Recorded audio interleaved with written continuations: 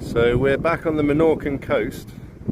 Lots of strange rock formations and pits, but also up here, just off the bay, some prehistoric, allegedly, carvings in the stones. Don't know if they're crosses or T's, but you can see here, clearly, carved into the stone, looking out into the sea, and then next to it, another one, just like that, looking out into the middle distance. And there's a pit just here, so whether it was some sort of burial marker or we don't know. There's a bit of a rock thing there,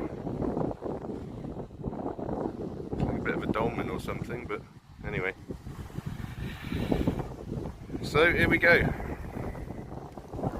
Menorcan tea, best in the world.